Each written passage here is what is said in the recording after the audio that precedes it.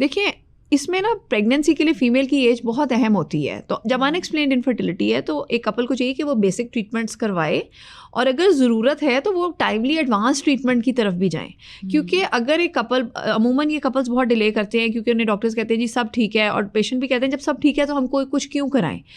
آپ اس لیے کچھ کرائیں کیونکہ عورت کی عمر بہت اہم ہے. اللہ میاں نے قدرت کا نظام بنایا ہے, ایک عورت کے بچہ پیدا کرنے کی ایک ایج ہے. چاہوں گی کہ اس کو تھوڑا سا نیگیٹو سینس میں بھی جو ہے وہ ڈسکرائب کیا جاتا ہے کہ عورت کچھ ایج کے بعد ایکسپائر ہو جاتی ہے.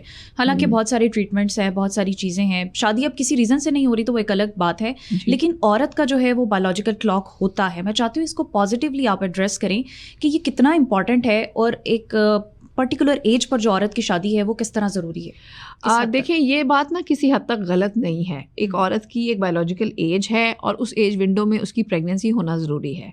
آدمیوں کے مقابلے میں عورت کے پاس یہ ونڈو بہت نیرو ہوتی ہے. تقریباً 15 سال کی عمر سے سٹارٹ ہو کر 35 سال کی عمر تک ایک عورت کی فرٹیلیٹی اچھی رہتی ہے, اور یہ اس کا پیک ٹائم ہے فرٹیلیٹی کا. اور اس کے بعد 35 سال کے بعد ایک عورت کی فرٹیلیٹی یعنی کہ بچہ پیدا کرنے کی صلاحیت تیزی سے متاثر ہوتی ہے, اور 40 کے بعد یہ صلاحیت نہ ہونے کے برابر رہ جاتی ہے. اچھا. اور 45 ایئرز اگر ایک عورت کی عمر 45 سال ہے تو اس کے بعد تو ہم لوگ عموماً IVF ٹریٹمنٹ بھی آفر نہیں کرتے ہیں, کیونکہ یہ ایک ایسی ایج ہے جس میں پریگنینسی ہونے کے چانسز کم ہوں گے.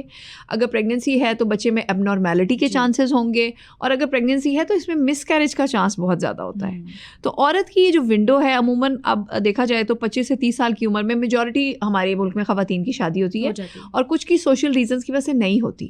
اب جن کی نہیں ہو رہی وہ بھی ایک بڑا امپورٹنٹ کمپوننٹ ہے, یعنی کہ اپنے پروفیشن کی وجہ سے نہیں ہو رہی یا رشتے کی وجہ سے نہیں, سوشل ریزن کی وجہ سے نہیں ہو رہی, تو ان خواتین کو اپنی فرٹیلیٹی کا نالج ہونا چاہیے. اور ان کو بھی چاہیے کہ ٹائملی اپنے فرٹیلیٹی کے ٹیسٹ کرائیں,